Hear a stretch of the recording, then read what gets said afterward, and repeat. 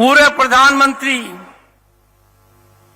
भारत रत्न श्रद्धेय श्री अटल बिहारी वाजपेयी जी को याद नहीं करेंगे तो बड़ी चूक हो जाएगी। अटल जी की याद तो सदा आती है। देश हित और राष्ट्र हित पर अटल जी सदैव अटल रहते थे और मानवीय भावनाओं पर बेहद मुलायम।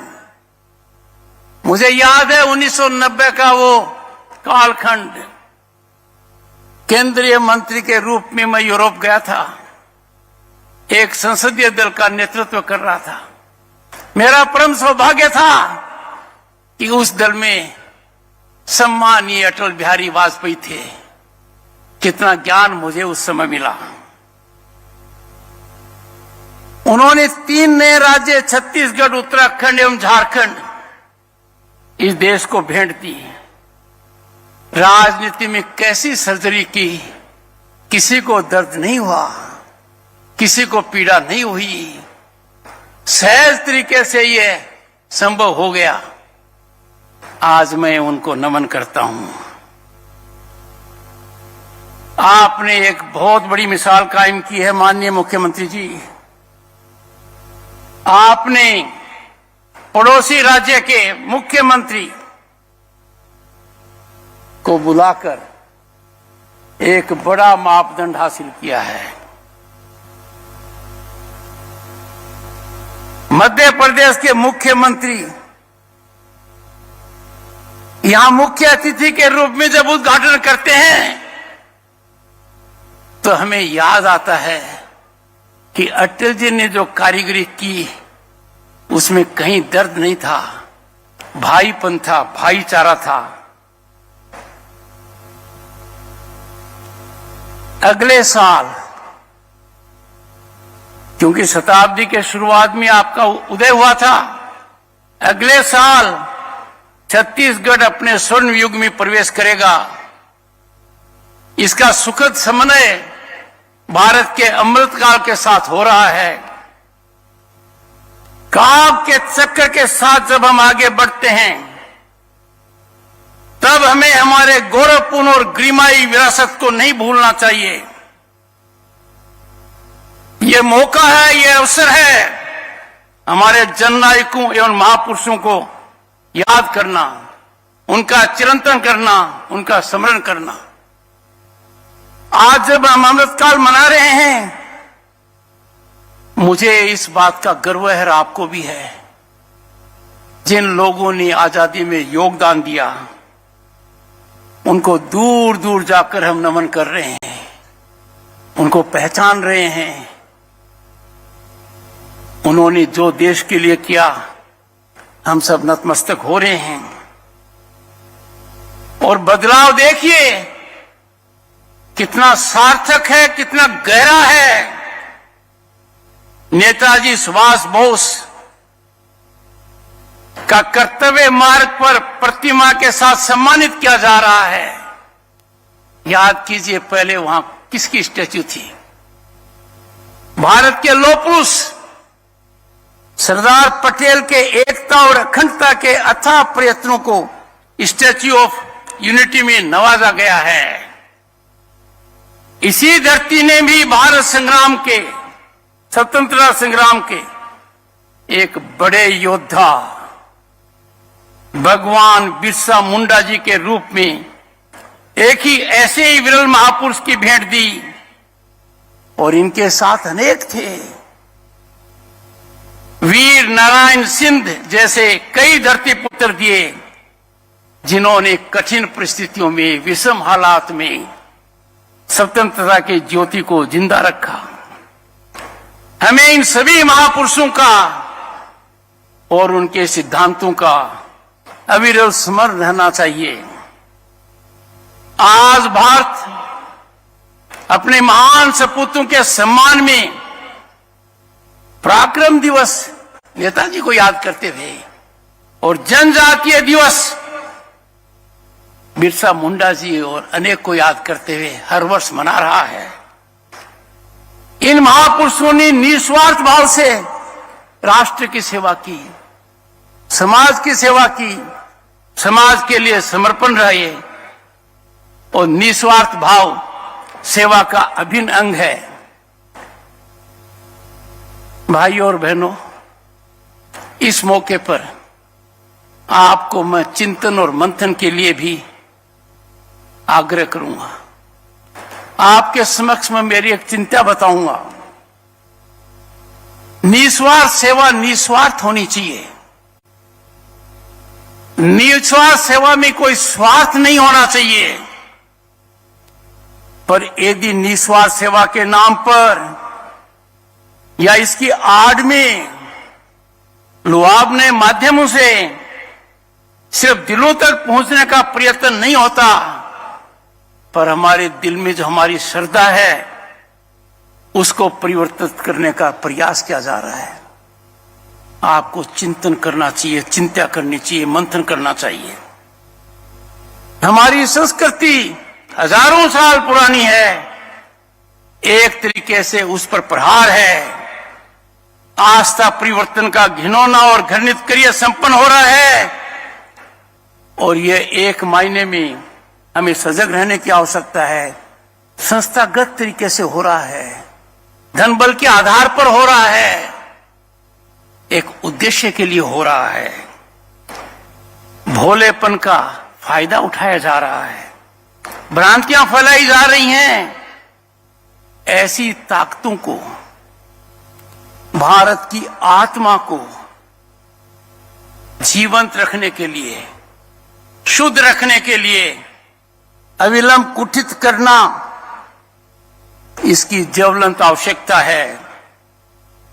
आपसे आग्रह करूंगा, सजग रहिए, कहीं देर नहीं हो जाए। ऐसे दुष्प्रयत्नों में विशेषकर हमारे आदिवासी भाई बहनों को निशाना बनाया जाता है। समाज को ऐसी मानसिकता के खिलाफ सजग रहने की जरूरत है। हमारा भारत सदियों से एक समन्वयकारी संस्कृति है, सबको समेटने वाली संस्कृति है, जिसमें हर वर्ग के लिए विशेष स्थान है। इस विशेषता को चिरंतन समय के लिए बरकरार रखना है।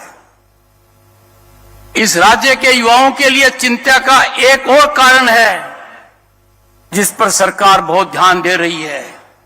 मुख्यमंत्री जी और उनके पूर्ववर्ती मुख्यमंत्री जी रमन सिंह जी साधुवाद के पात्र हैं कि निरंतरता से इन्होंने माओवाद और इन पर अंकुश लगाने का प्रयास किया है। इतिहास हमें याद दिलाता है, समाज के खिलाफ हथियार उठाने का परिणाम कभी अच्छा नहीं निकला है। हमें इस बात पर सतर्क रहना होगा कि हमारे युवा गुमराह न हो, अपने जीवन के शानदार वर्षों को बर्बाद न करें। अच्छी बात है कि सरकारी सकारात्मक नीतियों की वजह से आज युवाओं को अनेक अवसर मिल रहे हैं। फिर भी हमें तरीके से इस पर अंकुश लगाना है। राज्य की गति और देश की प्रगति, देश की तरक्की, इनमें बड़ा भारी जुड़ाव है, बड़ा भारी लगाव है। राज्य की उन्नति का मतलब देश की उन्नति, दोनों एक दूसरे के पूरक हैं। मुझे विश्वास है कि भारत की अप्रत्याशित विकास यात्रा, जिसने विश्व को अचंभित कर दिया है, भारत ने नए कीर्तिमान स्थापित किए हैं दुनिया की 5वीं महाशक्ति बनकर अर्थव्यवस्था में। दुनिया हमारी तकनीकी प्रगति को देखकर दांतों तले अंगुली चबा रही है। ऐसी परिस्थिति में मेरे मन में कोई शंका नहीं है, जो हालात यहां पर हैं, छत्तीसगढ़ का योगदान जबरदस्त रूप से रहेगा। और क्यों नहीं देश पर नजर डालें तो छत्तीसगढ़ की प्राकृतिक संपदा, आप कितने धनी हैं, उद्यम एवं साहस से संचित युवा संपदा से संपन्न है। अनेक संभावनाएं हैं। सभी की आकांक्षाएं पूरी हो सकती हैं, इस ओर ध्यान दिया जा रहा है।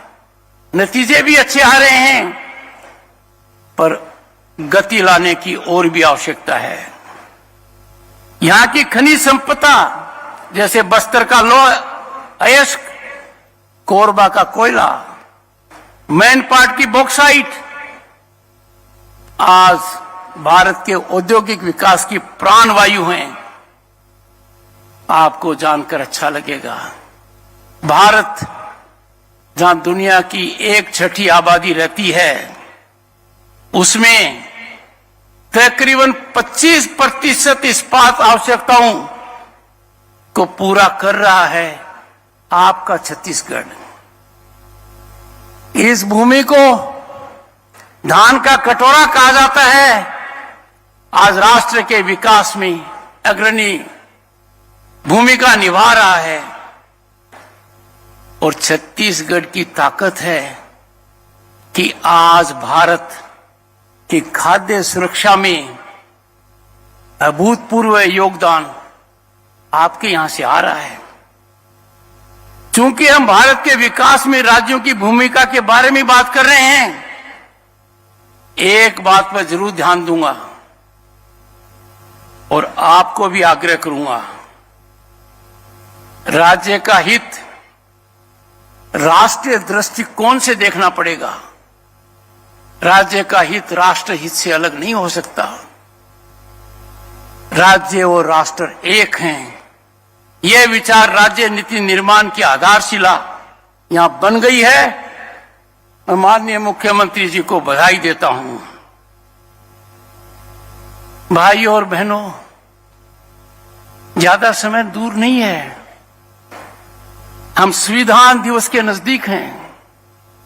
आज के नवयुवकों को खास तौर से कहना चाहूंगा, याद दिलाना चाहूंगा, संविधान की क्या भूमिका है, संविधान हमारी कितनी मजबूत आधारशिला है, इस पर हमारा वर्तमान और भविष्य टिका हुआ है। संविधान दिवस गत दशक से हर वर्ष 26 नवंबर को मनाया जाता है।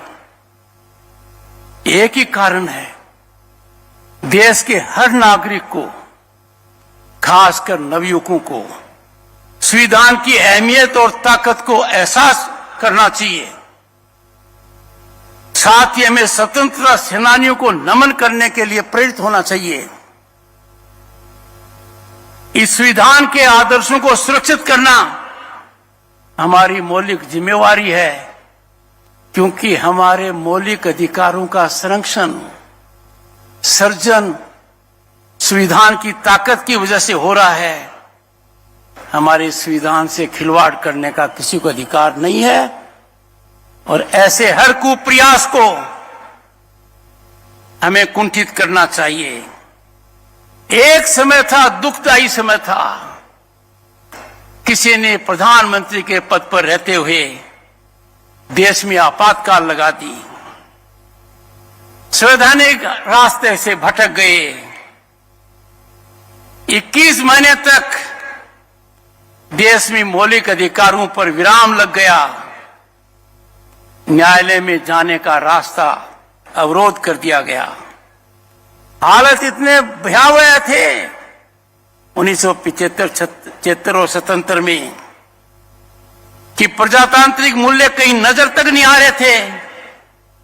हमारे छात्रों तक, लाखों लोगों को जेल के सलीखों के पीछे डाल दिया गया था।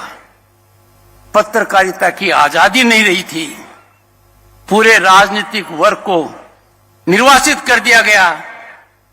वह संवैधानिक अधिकार का समय था। उस काले कालखंड के भयावह दृश्य की जानकारी आज की पीढ़ी को होनी चाहिए, ताकि हमें वो दृश्य कभी देखने नहीं पड़े। हम नहीं चाहते कि यह गलती इस देश में दोहराई जाए, और इसीलिए प्रधानमंत्री ने विवेकपूर्ण तरीके से इसको दृष्टिगत रखते हुए एक दशक पहले 25 जून को संवैधानिक हत्या दिवस घोषित किया। पहले संविधान दिवस और गत वर्ष संवैधानिक हत्या दिवस। गहराई में जाइए। यदि अगर वो नहीं होता, हमारा देश कब तक कहां पहुंच जाता। वो कब लगा? आजादी के सिर्फ 18 साल हुए थे और देश को अंधकार में डाल दिया गया। यह संविधान कितना सुदृढ़ है, हमारे अधिकारों को सुनिश्चित करता है। इसी के कारण आज हम देख रहे हैं कि भारत में सबसे बड़े सम्मान, सर्वोच्च पद पर द्रौपदी मुर्मू के रूप में पहली आदिवासी राष्ट्रपति मिली। संविधान का है। यही कारण है कि हम आज यहां इस प्रांत के पहले मुख्यमंत्री श्री विष्णुदेव साय को देख रहे हैं। इस बड़े बदलाव का कारण है हम हमारे संविधान का सर्जन कर रहे हैं। यह संविधान की ताकत है कि 2023 में हमने 33% सीटें आरक्षित की महिलाओं के लिए, विधानसभा में और लोकसभा में। और यह सिर्फ 33% महिलाओं के लिए नहीं है, इससे ज्यादा भी हो सकती है। पर जनजाति और अनुसूचित जाति के वर्ग में भी 1/3 प्रतिनिधित्व महिलाओं का होगा। मैं छत्तीसगढ़ की जनता को साधुवाद का पात्र मानता हूं। गत चुनाव में एक बड़ा परिवर्तन देखने को मिला। छत्तीसगढ़ की विधानसभा में 19 महिलाओं का जनप्रतिनिधित्व कर रही हैं। पर सबसे बड़े संतोष की बात है कि इसमें जो अनुसूचित जनजाति, अनुसूचित जाति की जो महिलाओं की संख्या है, वो पर्याप्त प्रतिनिधित्व है। ये राज्य पूरे राष्ट्र के लिए मिसाल है। ये यहां की बदलती तस्वीर का द्योतक है। प्रगतिशील राजनीति का के लिए इतनी योजनाएं की हैं कि वो खुद भी रोजगार औरों को देने की ताकत में आ जाएं। मैं मानकर चलता हूं इसका पूरा फायदा उठाया जाएगा। भाई और बहनों, अंत में आज के इस अवसर पर मैं एक कामना करता हूं। भारत की अविराम विकास यात्रा तो त्वरित गति से आगे बढ़ रही है। 2047 में विकसित भारत होगा। पूरे देश में इसको लेकर एक मैराथन मार्च है। इसमें सभी के भागीदारी की आवश्यकता है। इतना बड़ा महायज्ञ हो रहा है देश में 2047 में विकसित भारत बनाने के लिए। उसमें हर किसी के आहुति की आवश्यकता है। सभी के सामूहिक प्रयास के बाद ही पूर्ण आहुति 2047 है, इससे पहले होगी। मेरी कामना है, मैं आश्वस्त हूं, इसमें छत्तीसगढ़ का योगदान बढ़ चढ़कर होगा। एक बार फिर इस मंगल अवसर पर राज्य उत्सव कर सभी को बहुत बहुत शुभकामनाएं। जय छत्तीसगढ़, जय हिंद, नमस्कार। बहुत बहुत धन्यवाद माननीय उपराष्ट्रपति महोदय। आपके आशीर्वचन और उद्बोधन से समूचा छत्तीसगढ़ कृतार्थ हुआ है। और अब हम आप सभी से आग्रह करेंगे कि राष्ट्रगान के सम्मान में आप सभी अपने स्थान पर खड़े हो जाएं।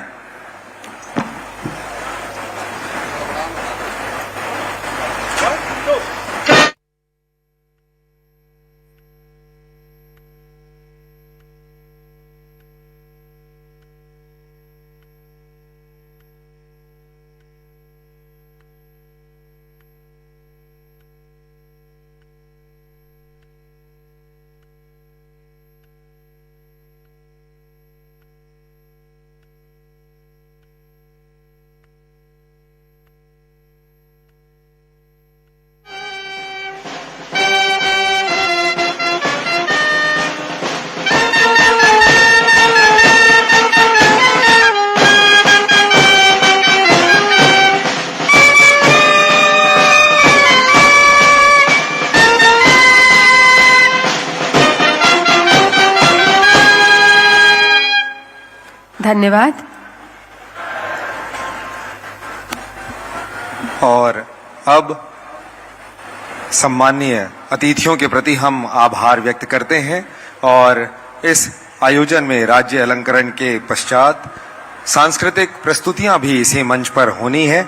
हम सभी सम्मानीय अतिथियों से आग्रह करते हैं कि सांस्कृतिक प्रस्तुतियों का भी वे आनंद लेंगे।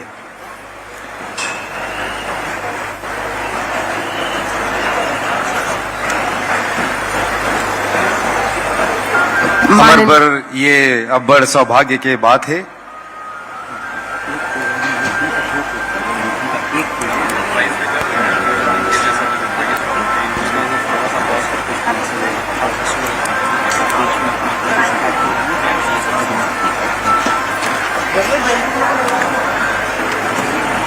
हमारे पर ये बहुत ही सौभाग्य की बात है कि आज राज्य अलंकरण के ये समारोह में प्रदेश भर के विभूति मल्ला सम्मानित करेंगे माननीय उपराष्ट्रपति महोदय के कर कमलों से।